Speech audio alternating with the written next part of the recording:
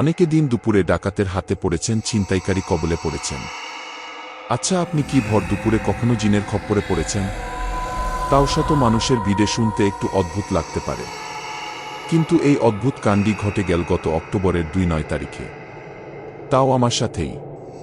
চাঁদপুর থেকে শরীয়তপুর ভেতরগঞ্জে যাচ্ছিলাম আমার শ্বশুরবাড়িতে। ভোর ৬টায় ঘুম থেকে উঠে আমি ১০ ঘাড়িয়া বাজার থেকে রওনা করি। এদিকে হাজীগঞ্জ যেতে সময় হয়ে যায় সকাল ৯টা। হাজীগঞ্জ ৩ রাস্তার মোড়ে দাঁড়িয়ে গাড়ির অপেক্ষায় ছিলাম। যারা চাঁদপুর থাকেন তারা হাজীগঞ্জের পশ্চিম পাশের এই মোড়টা এতক্ষণে চিনেছেন। ঠিক সেই মুহূর্তে একজন ভিখারি আমাকে নরম এবং গম্ভীর স্বরে বলল, বাবা কিছু টাকা দেবি? আমি বৃদ্ধ লোকটার দিকে তাকিয়ে দেখি উনার চেহারাটা অনেক সুন্দর। মনে মনে আপসেটও হয়েছি। এমন সুন্দর চেহারার একজন লোক পেটের দায়ে রাস্তায় নামল। এরপর আমি মানি ব্যাগ বের করে যেই টাকা নেব দেখি খুচরো কোনো টাকা নেই। আমি ওনাকে বললাম, চাচা আপনার কাছে ভাঙতে হবে। লোকটা মাথা নাড়িয়ে না সূচক ইঙ্গিত করল এবং সেই মুহূর্তে স্টেশনে বাস্তু চলে আসে। আমি মানি ব্যাগ পকেটে নিয়ে বাসে উঠে আসি। উনাকেও আর কিছু বলিনি। যেহেতু আমার কাছে ভাঙতি টাকা নেই তাই হয়তো উনি বুঝবেন ভেবে ব্যাপারটা আমি তেমন আমলে নেইনি। কিন্তু বিশ্বাস করুন রাসেল ভাই, এরপর আমার সাথে যা হয়েছে তা কোনোদিন আমার সাথেই হবে এটা আমি কল্পনা করিনি। বাস থেমেছে সোজা চাঁদপুর বাস স্ট্যান্ডে। আমি বাস থেকে নেমে একটা সিএনজিতে উঠে চলে গেলাম ব্রিজের ওপারে। যারা চাঁদপুর বা লক্ষ্মীপুরে থাকেন এই স্থানগুলো সম্পর্কে আপনাদের নিশ্চয়ই ধারণা থাকবে, কারণ আমি একমাত্র এখানেই। হরিণা ফেরিঘাটের গাড়ি পাব, আর এরপর ট্রলারে শরীয়তপুর যেতে হবে আমার। তো যখন আমি ব্রিজের ওপারে গিয়ে সিএনজিতে উঠেছি, খেয়াল করলাম একটু দূরে রেললাইনের রাস্তায় সেই বৃদ্ধ লোক দাঁড়িয়ে আছে এবং তিনি আমার দিকেই তাকিয়ে আছেন। এই সিএনজি স্ট্যান্ড রেললাইনের পাশেই, তাই আমি স্পষ্ট উনাকে দেখতে পেয়েছি। কিন্তু আমি এই ভেবে অবাক হলাম, উনাকে তো হাজীগঞ্জ ফেলে এসেছি। এতদূর আমার আগে উনি কিভাবে আসবেন? এই ব্যাপারটা নিয়ে ভাবতে ভাবতে লোকটি আমার কাছে এসে সেই নরম এবং গম্ভীর স্বরে বলল, বাবা কিছু টাকা দিবি? আমি অবাক হয়ে ওনার দিকে কিছুক্ষণ তাকিয়েছিলাম। এতদূর আসতে আসতে আমার কাছে খুচরো টাকাও হয়েছে। আমি ঘর থেকে বেরিয়ে তড়িঘড়ি করে ওনাকে একটা ১০ টাকার নোট দিলাম। উনি টাকাটা নিয়ে দেখলাম অন্যদিকে চলে যাচ্ছেন। এদিকে গাড়িতে লোক হয়ে যাওয়ায় ড্রাইভার গাড়ি স্টার্ট দেয় এবং রওনা করে হরিণাঘাটের উদ্দেশ্যে। ব্রিজের এপার থেকে হরিণাঘাট অবধি পুরো রাস্তায় আমি শুধু সেই বৃদ্ধ লোকটার কথাই ভেবেছি। উনি আমার মস্তিষ্কে যেন জড়িয়ে গেছেন। আমার আগে এতদূর উনি কিভাবে এলেন? এই ব্যাপারটা আমি বুঝে উঠতে পারছিলাম না। কিন্তু তখন আমি বুঝিনি সামনে আমার জন্য আরও অনেক বড় বিপদ অপেক্ষা করছে। হরিণাঘাটে নেমে আমি ট্রলার পাইনি। এদিকে দেখলাম ফেরি ছাড়ার সময় হয়ে গেছে। যেহেতু আমাকে আজকে গিয়ে আবার আজকের মধ্যেই ব্যাক করতে হবে, তাই আর সময় ব্যয় না করে আমি সেই ফেরিতেই উঠে গেলাম। আপনারা যারা ফেরিতে চলাচল করেছেন বা দেখেছেন তারা নিশ্চয়ই জানেন ফেরির দ্বিতীয় অথবা তৃতীয় তলায় একটা ভাতের দোকান নয়তো চায়ের দোকান থাকে। যেহেতু ৩-০ থেকে ৪-০ মিনিটের জার্নি, তাই আমি দ্বিতীয় তলায় সেই চায়ের দোকানে বসলাম এবং দোকানিকে বললাম একটা রং চা দেওয়ার জন্য। এদিকে সিগারেট খাওয়ার বদ অভ্যাস থাকা একটা সিগারেট ধরাই এবং নিজের ফোন বের করে আমার স্ত্রীকে মেসেঞ্জারে মেসেজ দিচ্ছি। চ্যাটিং করার মাঝে দোকানে এসে আমাকে চা নিতে বললেন। আমি ফোনের স্ক্রিন থেকে মাথা তুলে তাকাতেই দেখি আমার সামনের চেয়ারে সেই বৃদ্ধ লোকটা বসে আছেন। উনাকে দেখেই আমার গা শিউরে উঠল। এইবার আমার হাত এবং পায়ের কোড়ালি কাঁপাকাঁপি শুরু করে। লোকটিকে চোখের সামনে দেখে আমি বিশ্বাস করতে পারছিলাম না এই বৃদ্ধ লোক কিভাবে আমার আগে এখানে চলে এসেছেন। একবার আমি ভাবছি উনিও হয়তো শরীয়তপুর যাচ্ছেন, তাই বারবার অলৌকিকভাবে আমার সঙ্গে দেখা হয়ে যাচ্ছে। আবার ভাবছি জিনভূত নয়তো। কিন্তু জিনু যদি হয়, তবে এই ভর দুপুরে এইভাবে আমার পিছু নিবে কেন? সত্য মিথ্যা এবং অদ্ভুত সব ভাবনার মাঝে আমি যেন ডুবে যাচ্ছিলাম। তখনই দোকানি আমার ঘোর ভাঙ্গিয়ে বলল, ভাই চাই খাইবেন না নাকি? হঠাৎ উনার গলার স্বর শুনে আমি দোকানের দিকে তাকালাম। ফোন পকেটে রেখে চায়ের কাপ হাতে নিতেই দেখি বৃদ্ধ লোকটা এবার আমার দিকে তাকিয়ে আছে। আমার কিছু বলার নেই, কিন্তু কেন যেন উনার চোখ থেকে আমি চোখ সরাতে পারছিলাম না। তবে এইবারও উনি হাত বাড়িয়ে সেই গম্ভীর এবং নরম সুরে আমাকে বললেন, বাবা কিছু টাকা দিবি? উনার এই কণ্ঠটি যদি আপনারা কেউ শুনেন তবে আমি নিশ্চিত এই স্বর আপনারা কখনো ভুলতে পারবেন না, যেহেতু পরপর ৩ বার শুনেছি আমি। তাই উনার এই স্বর এবং টাকা চাওয়ার ধরনটি আমার মগজে গজগজ করছিল। আমি কি করব বুঝতে না পেরে চায়ের কাপ টেবিলে রাখি এবং পকেট থেকে মানি ব্যাগ বের করতে গেলে দোকানে এসে সেই ভিখারিকে বলে, এই চাচা, এখানেও ভিক্ষা করা লাগে না। কাস্টমার না নষ্ট করলে আপনাগো শান্তি লাগে না। আমি খেয়াল করলাম দোকানের এমন কথা শুনেও বৃদ্ধ লোকটা আমার দিকে চেয়ে আছেন এবং ডান হাতটি আমার দিকে বাড়িয়ে দেয়। কিন্তু এইবার আমার পাশে দোকানিকে পেয়ে সাহস করেই কৌতূহলবশত বলে বসলাম, চাচা, আপনাকে তো আমি হবিগঞ্জে দেখেছিলাম। এরপর ভাঙতি টাকা নাই, তাই টাকা দেয়নি। এরপর ব্রিজের ওপারেও আপনাকে দেখলাম, আর 1 টাকাও দিলাম। আপনি আবার এখানে কিভাবে এলেন? আর কেন টাকা চেয়েছেন? নাকি ভুলে গেছেন যে আমি আপনাকে টাকা দিয়েছিলাম? আমার কথা শুনে দোকানেও দেখলাম এবার অবাক হলেন। এদিকে বৃদ্ধ লোকটা আমার কথা শুনে এবার হাত নামিয়ে নেন আর বসা থেকে উঠে সোজা 2য় তলা থেকে নেমে যেতে লাগলেন। হঠাৎ মনে হলো উনি খুব রেগে গেছেন। আমি তো হতভম্ব হয়ে তাকিয়েছিলাম। এদিকে দোকানিও অবাক হয়ে আমাকে জিজ্ঞাসা করলেন, কি ব্যাপার? এই লোক আপনার পিছু নিচে নাকি? দোকানের কথা শুনে আমি যেন এইবার সাহস পেয়েছি। যদিও এই বৃদ্ধ লোককে আমি ভয় পাচ্ছি নাকি তার কর্মকাণ্ড আমাকে ভয় লাগিয়ে দিচ্ছে আমি বুঝতে পারছি না, কিন্তু আমি ভয় অনুভব করছিলাম তখন। এরপর আমি চা খেতে খেতে দোকানিকে বৃদ্ধ লোকটার ব্যাপারে সবটা বললাম। দোকানি আমার কথা শুনে বললেন, আজকাল ধানবাজ বেড়ে গেছে। এই ব্যাটা আপনাকে ফলো করতেছে মনে হয়। আসে জিজ্ঞেস করি। খেয়াল করেছি আমার সাথে দোকানিও এই রহস্যের সমাধান খুঁজছেন। দোকানির বয়স তেমন বেশি না, বয়স 26 থেকে 30 এর মতো। এরপর আমি এবং দোকানির 2য় তলা থেকে নেমে এলাম নিচে। আমি এর আগেও কয়েকবার ফেরিতে চলাচল করেছি। সবসময় মানুষজন কম হলেও 101-2 জন থাকত, কিন্তু এইবার শুধু 2টা ছেলেকে দেখলাম। ওদের বাইক আছে, সেই বাইক নিয়েই দাঁড়িয়েছিলেন। আমি এবং দোকানে নিচে এসে খুঁজতে লাগলাম সেই বৃদ্ধ লোককে, কিন্তু আশেপাশে নেই। এদিকে বাইক নিয়ে দাঁড়িয়ে থাকা সেই ছেলেদের জিজ্ঞেস করলে তারা বলল, কই? অনেকক্ষণ যাবৎ তো আমরা দাঁড়ায় আছি এখানে, কোনো বৃদ্ধ লোককে তো দেখি নাই। ছেলে দুটার কথা শুনে দোকানি এবং আমি দুজনেই অবাক হলাম বেশ। এইবার আমার মাঝে ঝিমঝিম ভাবটা চেপে বসে দোকানি আমাকে বললেন, ভাই, ট্রাকে চিপা আছে মনে হয়। হয়তো লোকটা যখন নেমেছে তখন ভাইয়েরা খেয়াল করেনি। দোকানি আমাকে এ কথাটা বলতে সেই 2টো ছেলে অবাক হয়ে আমাদের দিকে তাকিয়েছিল। আমিও দোকানির কথায় হ্যাঁ সম্মতি দিয়ে ফেরিতে থাকা ট্রাকগুলোর কিনারা চেক করতে লাগলাম। এদিকে ফেরির নিচের সব অংশ চেক করার পর যখন ওনাকে পাইনি তখন বাথরুমেও গেলাম। দেখলাম ওয়াশরুমের দরজা খোলা, ভেতরে কেউ নেই। আমার সাথে এবার যেন দোকানেও পাগল হয়ে যাচ্ছিল। বেশ কিছু সময় নিচে খুঁজে আমরা উপরে যাই এবং 2য় তলা আর 3য় তলায় ভালোভাবে চেক করি, কিন্তু সেই বৃদ্ধ লোকের দেখা পাইনি। নিরাশ হয়ে দুজনেই ফিরে যাই 2য় তলায়, অর্থাৎ দোকানির দোকানে। আমি বারবার দোকানি বলছি কারণ ওনার নামটা আমার জানা হয়নি। দোকানের চেয়ার দেখে আমি স্পষ্ট বুঝতে পারি উনি ভয় পাচ্ছেন, কারণ বৃদ্ধ লোকের সাথে দোকানে খারাপ ব্যবহার করেছিলেন। কিন্তু আমি ভয় পাচ্ছি অন্য বিষয়ে। যদিও আমি খারাপ ব্যবহার করিনি, কিন্তু বৃদ্ধ তো আমার পিছুই নিয়েছিল। কেন এসেছিল আর আমাকেই কেন ফলো করল, এইটা ভেবেই আমি ভয় পাচ্ছিলাম। ঘটনা এখানে শেষ হয়ে গেলে চলত, কিন্তু ঘটনা শুরু হয়েছে মাত্র। আমার জীবনের কালো অধ্যায় নেমে এসেছিল সেই দিন থেকেই। আমি দোকানিকে বিদায় দিয়ে ফেরি থেকে নেমে যাই। এরপর ফেরি থেকে সোজা চলে যাই ভেদরগঞ্জ।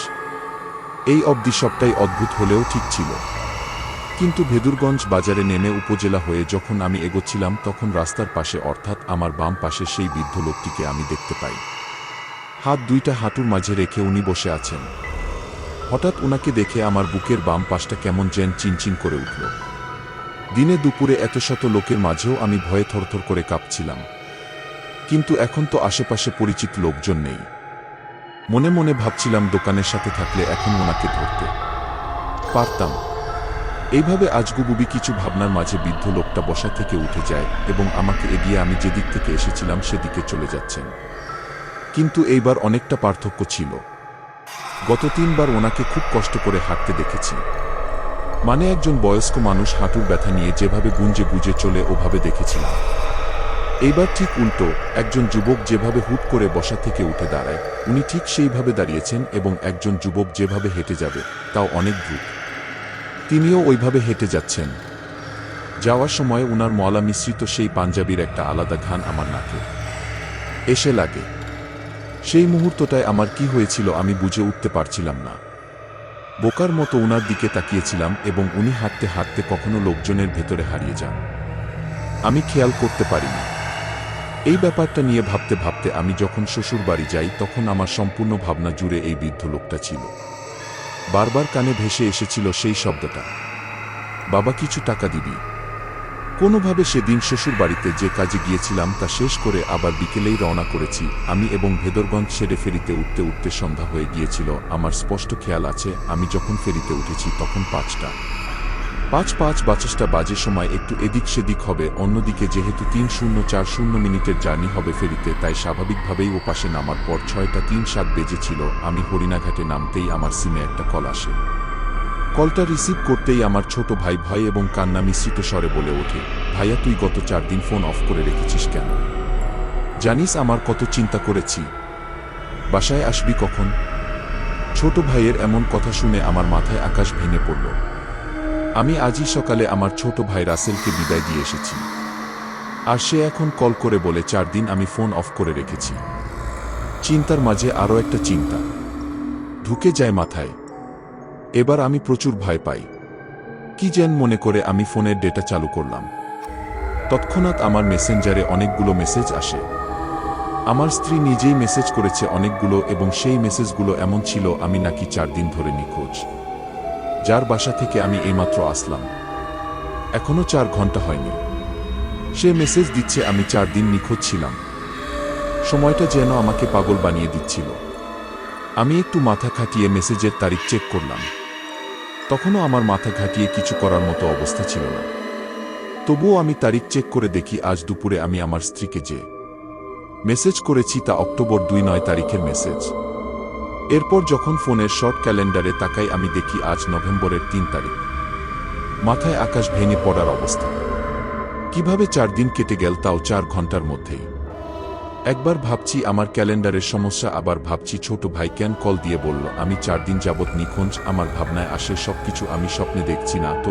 এত ভাবনার মাঝে ফোন কল আসে আমার, দেখি আমার স্ত্রী কল করেছে। আমি ফোন রিসিভ করতেই ওপাশ থেকে এসে প্রচণ্ড রাগ, অভিমান এবং মায়া মিশ্রিত কণ্ঠে বলে, শয়তান স্বার্থপর, গত 4 দিন কোথায় হারিয়ে গিয়েছেন? আমরা পাগলের মতো খুঁজছিলাম আপনাকে। আপনার আব্বু থানায়ও গিয়েছেন, আপনার ফোন অফ ছিল। একটা কল দিয়েও তো বলতে পারতেন কোনো কাজ ছিলেন। এখান থেকে তো ভালোভাবেই বিদায় দিয়েছিলেন, বাড়ি গিয়ে কল দেওয়ার কথা ছিল। অথচ আপনি গত 4 দিন পুরো নিখোঁজ হয়ে আছেন। কোথায় ছিলেন এই 4 দিন আপনি? বউয়ের কথা শুনে যেন আমার পায়ের নিচ থেকে মাটি সরে গেল। ভুলভাল কি আমি শুনছি, নাকি ভুলভাল বলছে? আমি বুঝে উঠতে পারছি না কেন এমন ঘোরের মাঝে হারিয়ে যাচ্ছি বারবার।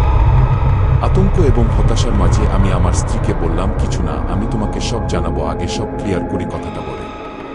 আমি ফোন কেটে দিয়েছি। হরিণাঘাট থেকে যখন আমি সিএনজিতে করে ব্রিজের এপেডে এলাম, পুরো রাস্তায় শুধু এই ঘটনাগুলো আমার মাথায় ঘুরপাক খাচ্ছিল। কে শেষ বৃদ্ধ লোক হুট করে কেন আমার জীবনে এলেন? তিনি ফেরি থেকে কিভাবে উনি গায়েব হয়ে গেলেন মাঝ নদীতে? যদি এইভাবে যাবেন, কোথায় হারিয়ে গেলেন? কোথায় সবচেয়ে বেশি ভয় লেগেছে এই কারণে যে ফেরি পার হতে হতে যেখানে আমার 4 মিনিট লেগেছে সেখানে 4 দিন কিভাবে কেটে গেল? এমন একটা প্রশ্নের সম্মুখীন হয়ে গেলাম আমি, যার উত্তর খোঁজা মুশকিল হয়ে যাচ্ছে। উত্তরই বা খুঁজব কি করে আমি?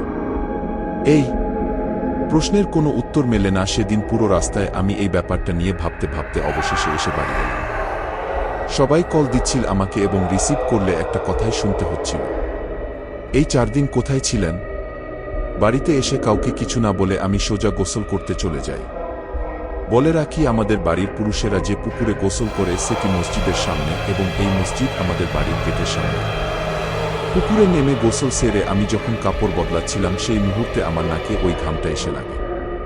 অর্থাৎ শরীয়তপুর ভেদরগঞ্জ উপজেলার সামনে বৃদ্ধ লোকের যে ঘ্রাণ আমি পেয়েছিলাম, ঠিক সেই ঘ্রাণটি এখন আমি পাচ্ছি রাত প্রায় 9টা বাজে। আমি ঘ্রাণ পেয়ে সঙ্গে সঙ্গে এদিক সেদিক তাকাই, কিন্তু আশেপাশে কেউ ছিল না। এইবার ভয়টা আরও বেশি বেড়ে যায়। আমার বোঝা হয়ে গেছে আমি কোনো জিনভূতের খপ্পরে পড়েছি, কিন্তু এই অসরে আমার পিছু নীল কেন তা আমার জানা নেই। তাড়াহুড়া করে আমি জামা বদলে ফেলি, সাবান নিয়ে সোজা বাসায় এসে পড়ি। পরিবারের সবাই আমার দিকে দুইটা নজরে তাকাচ্ছিল।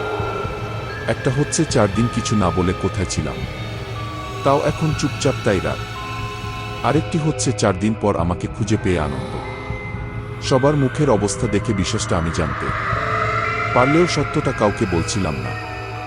কারণটা আগেই বলেছি, এই বিজ্ঞান যুগে এইসব জিন ভূতের ঘটনা মানুষ হাসাহাসির অংশ হিসেবে গ্রহণ করে, কিন্তু সে হাসে না যার সাথে ঘটে। মা আমাকে খেতে ডাকে, আমি খাবো না বলে বেরিয়ে যাই, কারণ বেশি দেরি করলে যদি বড়সড় ক্ষতি হয়। তাই তখনই একটা হুজুরের সাথে সাক্ষাৎ করি, এবং সেটাই আমার সঠিক মনে হয়েছে। রামগঞ্জের নামকরা সৈকত কবিরাজকে আশা করি অনেকেই চিনবেন। ওনার বাড়ি হাপানিয়া গ্রামে, যা আমাদের বাড়ি থেকে হেঁটে গেলে 5 মিনিটের রাস্তা। রাত 9টা 30 আমি একটা রিক্সা ভাড়া করে সৈকত কবিরাজের চেম্বারে যাই, কিন্তু দোকান বন্ধ থাকায় শেষমেশ উনার বাসায় যেতে হয়।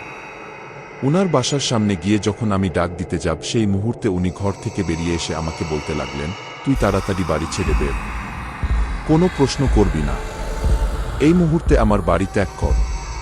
কথাগুলো শুনে আমি নিজেকে আরও অসহায় ভাবতে লাগলাম। উনার কথায় প্রচুর রাগ আর ভয় ছিল।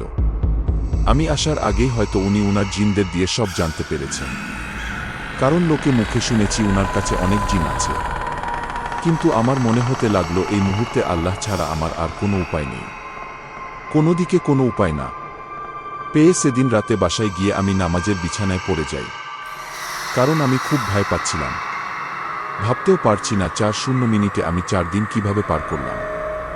শুনতে হয়তো কারো ভয় লাগবে না, কিন্তু যার সাথে ঘটে একমাত্র সেই বোঝে কতটা ভয় লাগে। এখানে আল্লাহর কাছে এই বিপদ থেকে রক্ষা চাই। আমি অনেকক্ষণ কান্নাকাটি করে নিজের রুমে এসে দোয়া কালাম পড়ে শুয়ে যাই। এদিকে আমার স্ত্রীসহ অনেকে কল দিচ্ছে আমাকে, কিন্তু এই ঘোরা হতাশা যেন আমাকে বাস্তব জগৎ থেকে আলাদা করে নীল। কারো সাথে কথা বলতে ইচ্ছে হচ্ছে না, আমার কেমন একটা হয়ে গেছি আমি।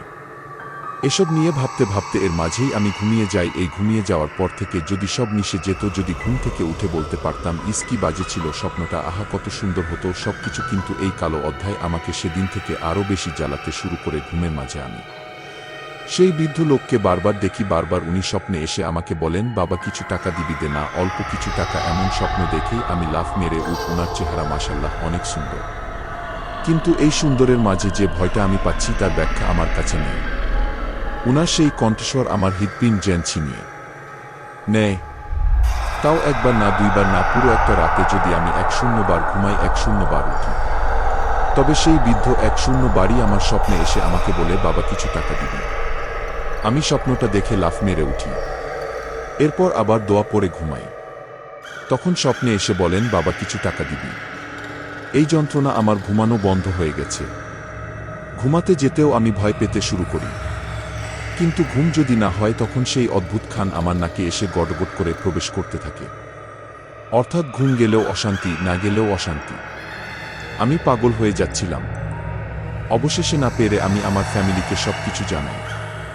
এরপরে মনে হচ্ছিল আমার ফ্যামিলিকে জানানোর আগেই আমি ভালো ছিলাম। ফ্যামিলিকে বলার পর থেকে আমার সাথে আরও অস্বাভাবিক ঘটনা ঘটতে শুরু করে। রাতে ঘরে টিনে কেউ ঝড়ে লাথি মারে, মনে হয় টিন এতক্ষণে ভেঙে পড়ে গেছে, কিন্তু যখন আমরা সেই স্থান চেক করি দেখি কোনো আঘাতের চিহ্ন নেই। আমি সেই অদ্ভুত গ্রাণ সবসময় পেতে শুরু করছিলাম। ঘর থেকে বের হলেই আমার মাথা ঘুরানো শুরু হতো, তাই বিছানায় প্রতিবন্ধীর মতো পড়ে গেছিলাম আমি। অনেক হুজুর, অনেক কবিরাজের কাছে যাওয়া হয়েছে, কিন্তু তারা বারবার আমার ফ্যামিলিকে তাড়িয়ে দিয়েছে। কেউ সমাধান করতে আসে না। কেন আসে না তা আমাকে কেউ বোঝাতেও পারে না। এইভাবে অনেকদিন কেটে যায়। আমি শুকিয়ে কাঠ হয়ে যাচ্ছিলাম, গায়ে লাগাতারে জ্বর শুরু হয়েছে, আমার মৃত্যুর কবলে হেলে যাচ্ছিলাম দিন দিন। প্রতিদিন রাতে সেই বৃদ্ধ লোকটা স্বপ্নে এসে আমার কাছ থেকে টাকা চেয়েই যাচ্ছে। ভয়ে ঘুম না এলে আমাকে সেই গ্রাম পাগল করে দেয়। এরপর 1-8 দিন পর সৈকত কবিরাজ আমাদের বাড়িতে আসেন। উনার মুখে কে এই জিন এবং কিভাবে আমার জীবনের সাথে জড়িয়ে গেছে তা শুনতে পাই আমরা, এবং এইটা শুনে অনেক বেশি ভয় পেয়ে যাই। কবিরাজ আমাকে একটা তাবিজ বেঁধে দিয়ে গেছেন যাতে সেই জিন আমার আশেপাশে আসতে না পারে, কিন্তু এই তাবিজ আমাকে শুধু 2 দিন শান্তি দিয়েছিল। এরপর আরও সব ভয়ানক ঘটনা শুরু হয়। শুধু আমার সাথেই নয়, আমার পুরো ফ্যামিলির সাথেই কি হয়েছিল আমাদের সাথে এবং কে ছিল এই বৃদ্ধ লোক তার সময় করে পরের এপিসোড শুরু হবার আগেই পাঠাবো ইনশাআল্লাহ। আজ আর লিখতে পারছি না। পুরো ঘটনা এক এপিসোডে বলা হলে হয়তো ইমেইল পড়ার সময় হবে না। গত 9 তারিখে আমি সুস্থ হয়েছি, অর্থাৎ ডিসেম্বর মাসের 9 তারিখে। জানি না আর কখনো সেই বৃদ্ধ লোক এসে বলবে কিনা বাবা কিছু টাকা দিবি। জানি না এই সুস্থতা কতদিনের। তবে পরের ঘটনা লেখা অবধি আমি চাইব আমার ঘটনাটি লিসনারদের পড়ে শোনান। তাহলে একেবারেই সময় নষ্ট করার কোনো প্রয়োজন নেই। চলুন আমরা পরের ঘটনাগুলোতে যাই। ঘটনাটি হচ্ছে 2013 সালের আমার ছোট বোনের সাথে ঘটে যাওয়া একটি ঘটনা। আমার পরিবার অনেক বড়। প্রতিদিন সন্ধ্যায় গল্পগুজব করা ছিল আমাদের দৈনন্দিন অভ্যাস। আমাদের পরিবারে দাদি, মা, বাবা ও চাচারা মিলে মোট একজন বসবাস করি। আমার মোট 5 জন চাচা। আমাদের কাপড়ের ব্যবসা আছে। আমাদের গ্রামের অনেক বয়স্ক লোকদের কাছে শোনা যায় আমাদের বাড়িতে অনেক পুরনো মাজার রয়েছে। তাছাড়া অনেক বয়স্ক লোকেরা বলতো সেখানে নাকি ব্রিটিশ আমলে অনেক মানুষকে বিভিন্ন ধরনের অত্যাচার করে হত্যা করা হতো। ছোটবেলা থেকেই গল্পগুলো শুনলে অনেক ভয় করত। এখনো মাঝে মধ্যে ভয় কাজ করে। তো প্রতিদিনের মতো সন্ধ্যায় আমরা সবাই গল্প করছিলাম। সেই সময় আমার মেজো চাচা দোকান থেকে বাড়ি ফেরেন। আমরা সবাই লক্ষ্য করলাম যে ওনার কান থেকে টপটপ করে রক্ত পড়ছে। ওনাকে সবাই জিজ্ঞাসা করল, উনি কোনো উত্তর দিলেন না, হাসতে লাগলেন। আমরা সবাই মনে করলাম হয়তোবা সাইকেল চালিয়ে আসার সময় আমাদের বাড়ির রাস্তায় পড়ে গিয়েছিলেন। এখানে আগে বলে রাখা ভালো, আমার বাবা, মেজো চাচা, সেজু চাচা মানসিক ভারসাম্যহীন বা মানসিক রোগী। আমার দাদা মারা যাওয়ার পর থেকে তারা 3 ভাই অর্থাৎ আমার চাচারা ও বাবা মানসিক ভারসাম্য হারিয়ে ফেলেন হঠাৎ করে। তো আমার মেজো চাচা আমার ছোট বোনকে খুব আদর করতেন। সেদিন দোকান থেকে এসে তার কানের রক্ত পরিষ্কার করে গোসলে যাওয়ার জন্য তৈরি হচ্ছিলেন। সে সময় তিনি আমার বোনকে ডাক দিয়ে বললেন, আম্মু আমার লুঙ্গি দিয়ে যা আমার রুমে। আমার বোন ছিল খুবই চঞ্চল। সে দৌড়ে এসে লুঙ্গি নিয়ে যায় তার রুমে দেবার জন্য। আমাদের পুরনো জমিদার বাড়ি হাওয়ায় বেশ বড় ছিল।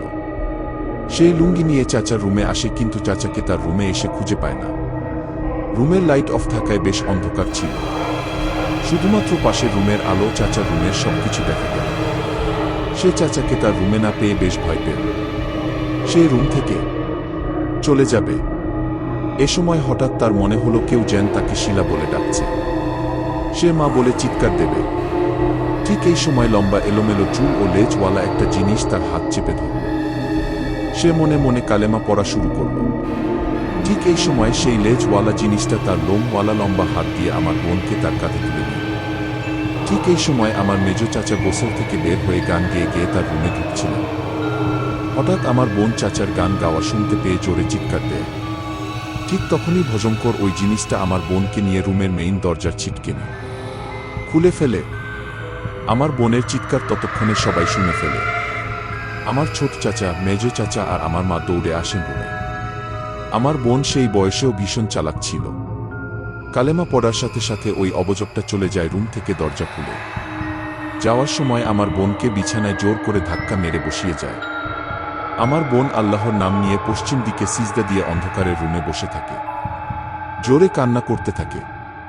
আর মা ও চাচারা রুমে এসে লাইট জ্বালিয়ে দেখে আমার বোন সিজদারত অবস্থায় কান্না করছে। চাচাদের দেখে আমার বোন কান্না থামায় এবং কিছুটা শান্ত হয়। আমার চাচার রুমের মেইন দরজা খোলা পাওয়া যায়। এই দরজা আমার 3 বছরের বোনের জন্য খোলা অসম্ভব। তো আমার দাদি এই কথাগুলো শুনে আমার বোনকে জমজমের পানি খাওয়ান। আমার দাদি খুব পরহেজগার একজন মানুষ। এরপর প্রায় 2 বছর কোনো সমস্যা হয়নি। কিন্তু 2 বছর পরে আমার বোন বিভিন্ন সমস্যায় ভুগতে থাকে। আরবি পড়তে বসলে শুধু চোখ বট বট করে তাকিয়ে থাকত সবার দিকে। প্রায় সময় অকারণে ভয় পেত। একদিন আমাদের কাজের বুয়া একজন ভালো হুজুরের কথা বলেন আমাদের। আমরাও দেরি না করে হুজুরের কাছে যাই এই বিপদ থেকে মুক্তি পাওয়ার জন্য। উনার কাছে যাওয়ার পরে তিনি আমার বোনকে 2টি তাবিজ এবং কয়েকটি আয়াতের কথা বলেন এবং বলেন এই আয়াতগুলো পড়ে আমার বোনের শরীরে সবসময় ফুদিয়ে দিতে। আস্তে আস্তে সবকিছু স্বাভাবিক হতে লাগল। একদিন রাতে আমি ঘুমানোর সময় বিছানায় বসে বই পড়ছিলাম। ঠিক সেই সময় দেখি আমার বোন হিংস্রভাবে আমার দিকে তাকিয়ে আছে।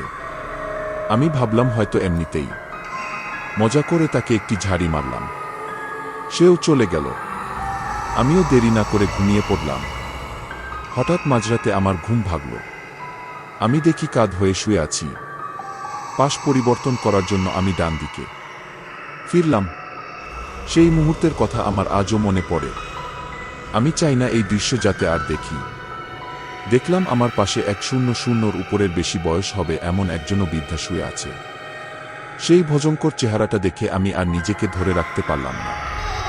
শরীরের যত শক্তি আছে সব শক্তি দিয়ে চিৎকার দিলাম। তারপরে আর কিছু মনে নেই। সকালে নিজেকে সেই হুজুরের বাড়িতে আবিষ্কার করলাম। হুজুর বললেন, আর কোনো ভয় নেই বাবু, আজকে রাত তোমাদের বাড়িটা বন্ধ করে দেব, যাতে করে কোনো ধরনের সমস্যা তোমাদের না হয়। উনি আমাকে বললেন, রাত্রে যাকে আমি বিছানায় দেখেছি এটি একটি খারাপ জিন। আমার বোনের কোনো ক্ষতি করতে পারেনি, তাই আমার ক্ষতি করতে চেয়েছিল। হুজুর আমার আম্মুকে বললেন, আপনারা বাড়ি চলে যান, আমি কিছু প্রস্তুতি নিয়ে আসছি।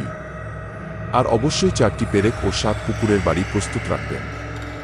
এশার নামাজ পড়ে তিনি আমাদের বাড়িতে আসেন, আরও 3 জন হুজুরকে নিয়ে।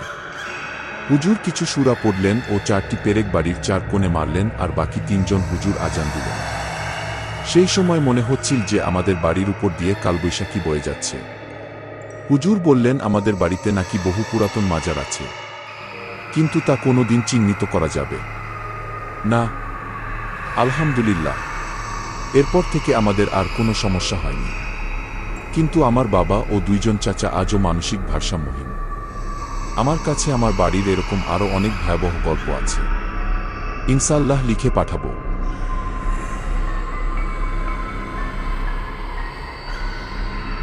এই ঘটনাটি আমাকে দিয়েছে সৌমিত্র রায়।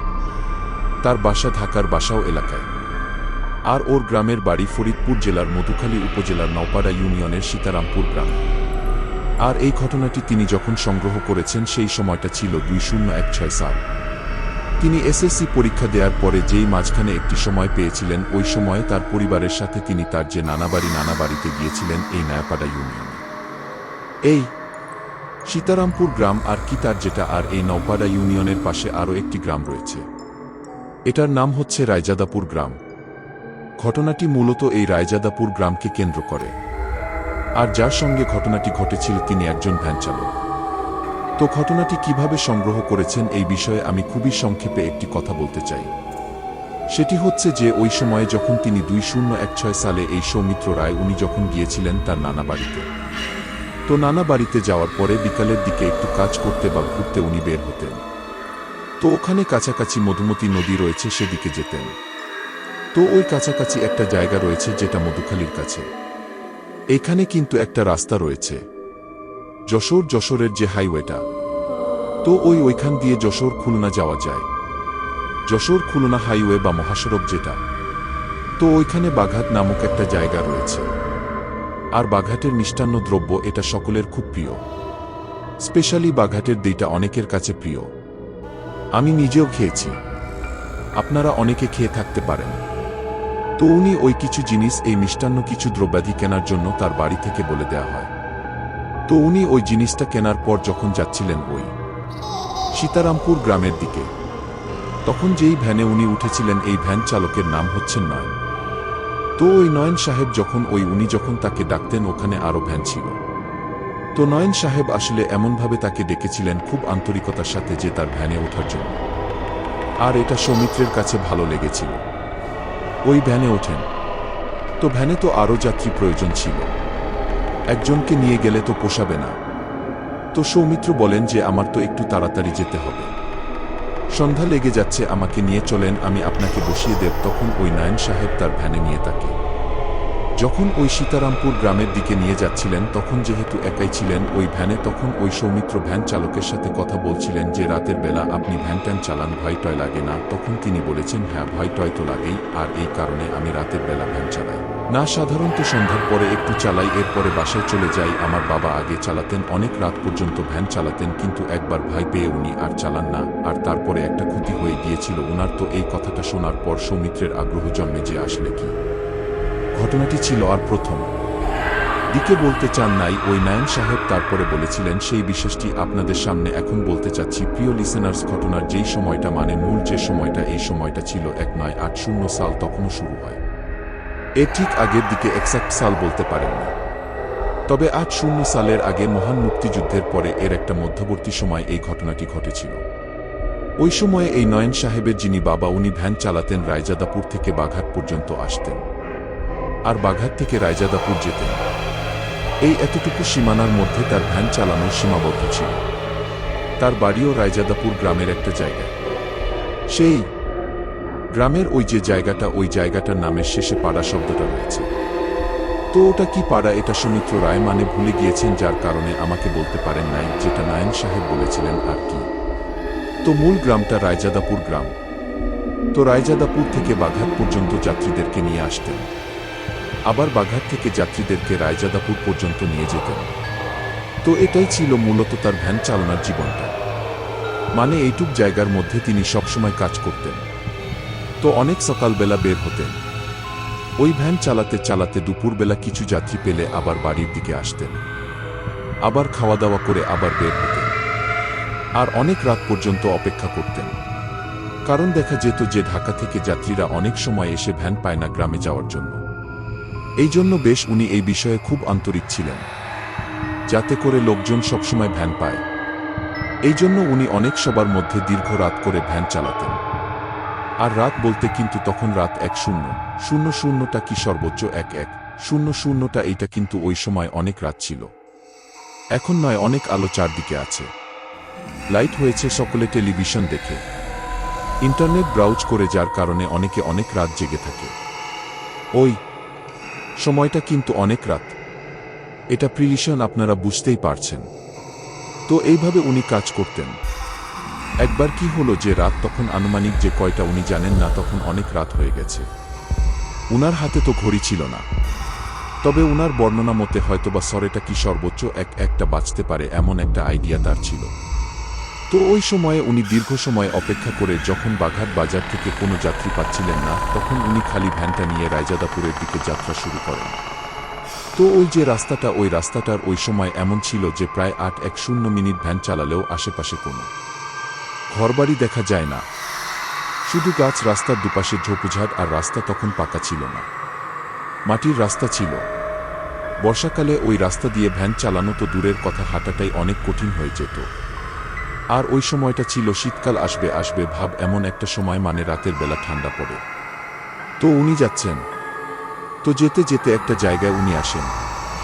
আসার পর ওইখানে মূলত ওই যেই প্রায় 1:00 পথ, যেটা যে তার মধ্যে কোনো ঘরবাড়ি নাই, শুধু ঝোপঝাড়, দূরে ফসলের ক্ষেত, এমন একটা জায়গাতে উনি ভ্যান চালায় যাচ্ছিলেন।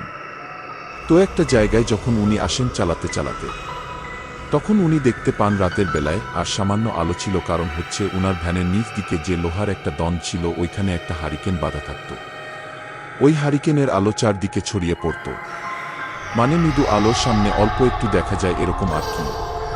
তো ওই সময় আকাশে চাঁদের আলোটা ছিল না, তারার আলো যতটুকু থাকে আপনি অন্ধকারের স্বাভাবিক যে আলো, ওই আলো এবং তার হারিকেন আলোতে মোটামুটি উনি দেখতে পান যে চাদর পরিহিত একটা মানুষ লুঙ্গি পরা, চাদর দিয়ে মুখ ঢাকা হেঁটে যাচ্ছে। তো উনি চিন্তা করেন যে লোকটার বাড়ি হয়তোবা কাছাকাছি হবে, আর ভ্যানে সে হয়তোবা উঠবে কি উঠবে না উনি নিশ্চিত না। তারপর উনি বেল বাজান, মানে উনার ভ্যানে যে বেলটা ছিল ওই বেলটা বাজান, যাতে করে উনি টের পায় এটা একটা ভ্যান আছে, আর তার যদি ভ্যানে উঠার প্রয়োজনীয়তা দেখা দেয় তো তাকে ডাকবেন।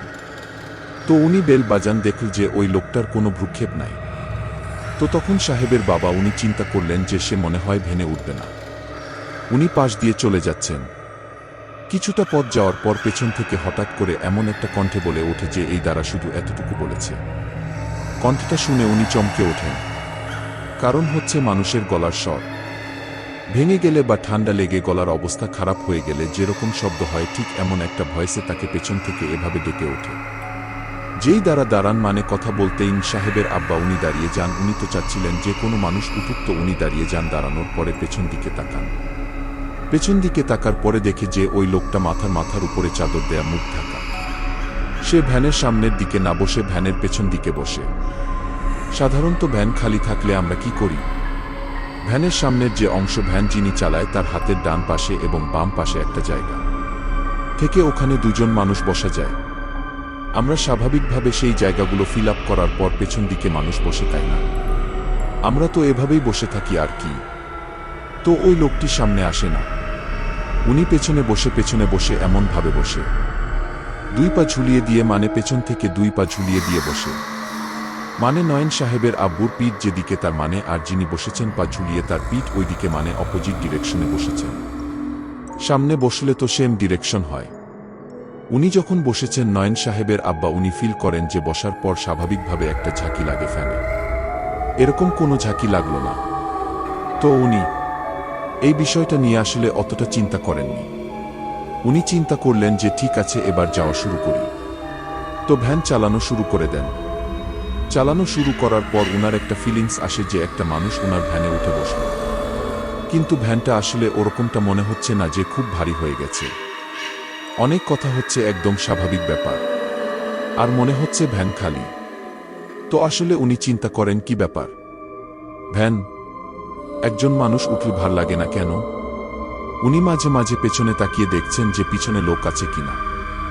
হ্যাঁ, পেছনে তো লোক আছে। তো উনি আবার ভেবেছেন যে এই লোকটার ওজন মনে হয় খুব হালকা, যার কারণে উনার কাছে সেই ওয়েটটা মনে হচ্ছে না। কিন্তু এতটা হালকা হওয়া কি সম্ভব কিনা, এটা উনি ভাবছেন। ভাবতে ভাবতে একবার চিন্তা করেন যে আচ্ছা, এই লোকটা যাবেটা কোথায়, এটা তো একটু বলার দরকার। তাকে উনি বলেন যে ভাই, কোথায় যাবেন? কোনো জায়গায় নামাবো?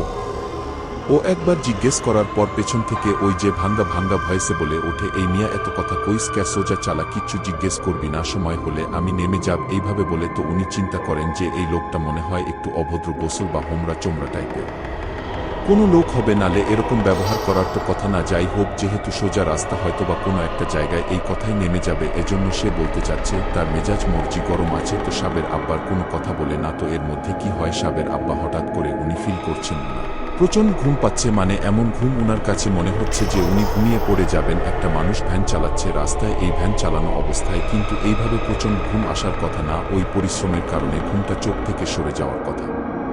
আর ঘুম যদি কোনোখানে এসেও থাকে, হয়তোবা মৃদু ঘুম আসবে। উনি এমন ঘুম মানে ফিল করছেন, মনে হচ্ছে উনি ভ্যান আর চালাতেই পারবেন না। সবচাইতে ভয়ানক ব্যাপার যেটা ঘটে সেটা হলো, মানে অদ্ভুত ব্যাপার, উনি ভ্যান চালাতে চালাতে ঘুমিয়ে যান। মানে ওই সিটে বসা অবস্থায় ঘুমিয়ে উনি হ্যান্ডেলের উপরে পড়ে যান। এরপরে উনার কিছু মনে নাই। কতক্ষণ ঘুমিয়েছেন এটাও উনি বলতে পারেন না। হঠাৎ করে উনার ঘুম ভেঙে যায়। ঘুম ভাঙ্গার পর উনি মানে মাথাটা উঠান। উনি ফিল করেন যে হ্যাঁ, আমি এই আমার যে হ্যান্ডেল ছিল ভ্যানের, এই হ্যান্ডেলের উপরেই মাথা রেখে ঘুমিয়েছি। কিন্তু কতক্ষণ ঘুমিয়েছেন এটা বলতে পারেন? ঘুম থেকে উঠার পর উনার চোখ, মানে আমরা ঘুম থেকে উঠার পর চোখ খুলতেও তো একটু সময় লাগে। উনার ওরকম মনে হচ্ছে উনি দীর্ঘ সময় ঘুমিয়েছেন। ঘুমান মানে ঘুম থেকে উঠার পর উনি দেখেন যে উনি ঠিক ভ্যানের উপরেই বসে আছেন। ঘুমিয়ে তো ভ্যান থেকে পড়ে যাওয়ার কথা, তাই না? না হলে তো সিটের উপর একটা সরু জায়গা, এভাবে বসে থাকার কথা না। কিন্তু উনি দেখেন উনি ভ্যানের উপরেই আছেন, ওই সিটের উপরেই আছেন, এবং উনার 2 হাত ওই হ্যান্ডেলের উপরেই আছে।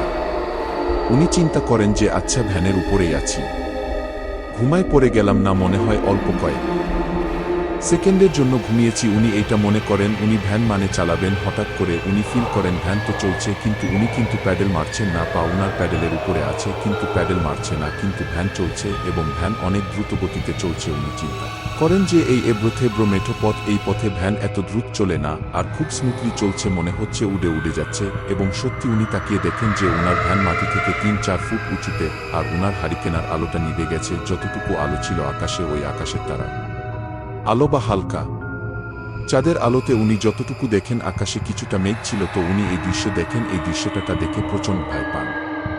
তখন উনি কি মনে করে পেছন দিকে তাকিয়েছেন, আমার তো একজন যাত্রী ছিল, সেই যাত্রীটা কই? পেছন দিকে তাকিয়ে দেখেন ওই যে লোকটি পা ঝুলিয়ে বসেছিল, পিঠ মানে মাথা উল্টো দিকে দিয়ে, পিঠ তার পিঠের দিকে দিয়ে। এই লোকটি এখন ভ্যানের ঠিক মাঝখানে বসে আছে, তার দিকে মুখ করে। মানে উনি যেই দিকে ভ্যান চালাচ্ছেন ওই দিকে মুখ করে।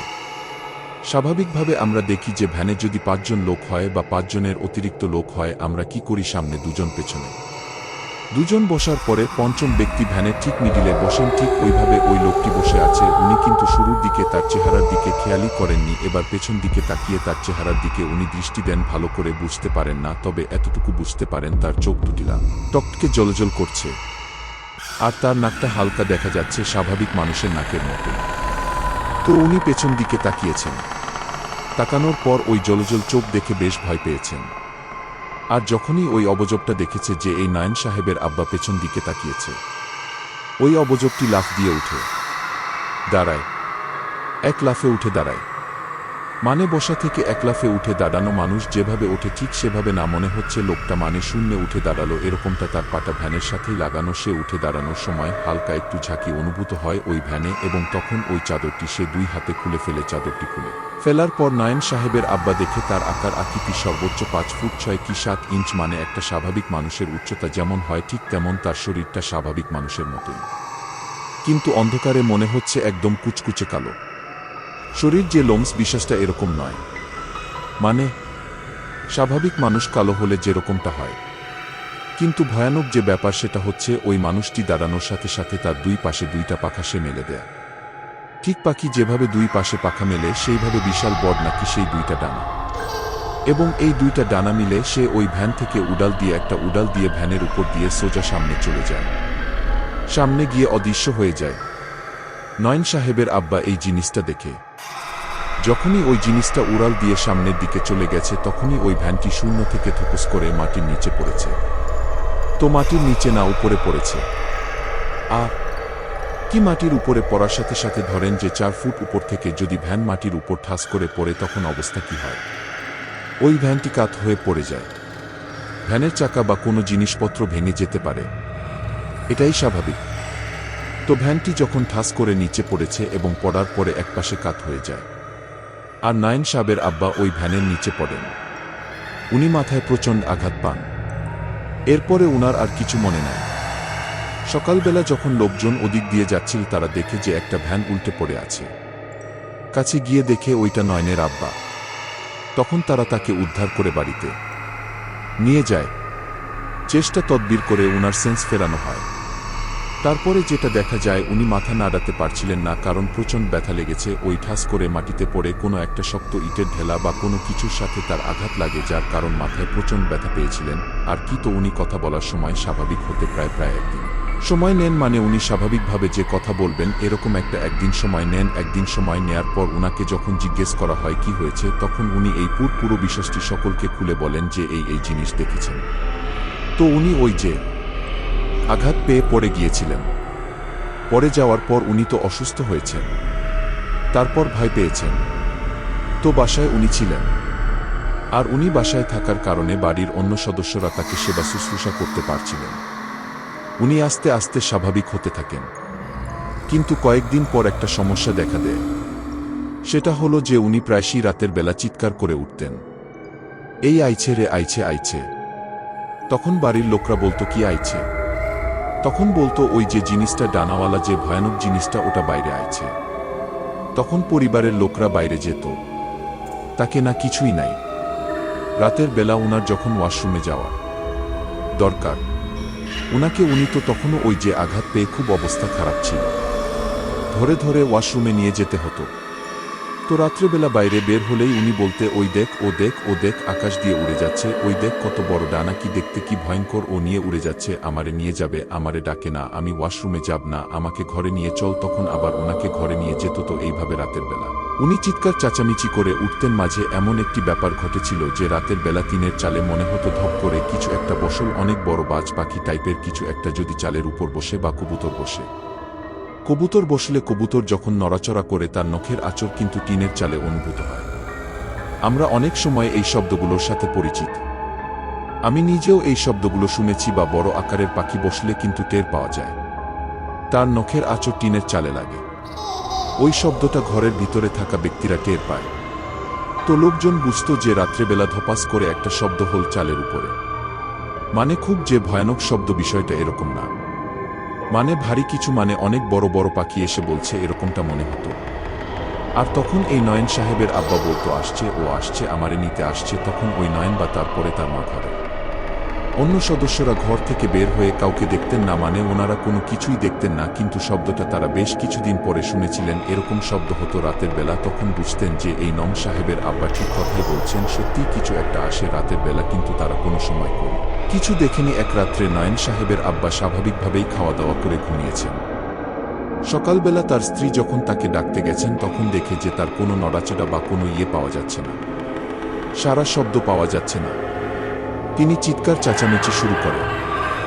অন্য লোকজন আসে বাসায় আসার পর দেখা যায় যে তিনি আর এই দুনিয়াতে নেই, মারা গেছেন। রাতের বেলা কোনো কিছু দেখে ভয় পেয়েছেন, বিষয়টা এমন কিনা এটা কেউ বলতে পারে না। তবে উনি যেহেতু আগে ভয় পেয়েছিলেন, আর উনার এ ধরনের একটা ভয়ভীতি কাজ করছিল, রাতের বেলা এরকম চিৎকার চেঁচামেচি করতেন। সবাই ধারণা করা হয় ওই ভয়ের কারণেই তিনি রাতের বেলা মারা গিয়েছেন। তো এই নয়ন সাহেব উনি লেখাপড়া করতেন। পরবর্তীতে উনার বাবার মৃত্যুর পর উনার পরিবারের হাল ধরতে হয়, যার কারণে তারপর থেকেই তিনি ভ্যান চালান। তো 2016 সালে ঘটনাটি সৌমিত্র রায় সংগ্রহ করেছিল। আমি জানি না নয়ন সাহেব এখনো ভ্যান চালান কিনা, আর যদি চালিয়ে থাকেন হয়তো ও এলাকার কেউ এখনো নয়ন সাহেবকে চিনে থাকবেন, বা তিনি যদি এখনো এলাকায় থেকে থাকেন, তাহলে আমাদের মেসেজটা তাকে পৌঁছে দেবেন যে আপনার বাবার সঙ্গে ঘটে যাওয়া ঘটনাটি সৌমিত্রের মাধ্যমে আমরা জানতে পেরেছি। যিনি শুনবেন অবশ্যই নয়ন সাহেবের কাছে আমাদের মেসেজটা পৌঁছে দেওয়ার অনুরোধ রইল। প্রিয় লিসেনার্স, আশা করছি এই ঘটনাটি আপনাদের ভালো লেগেছে।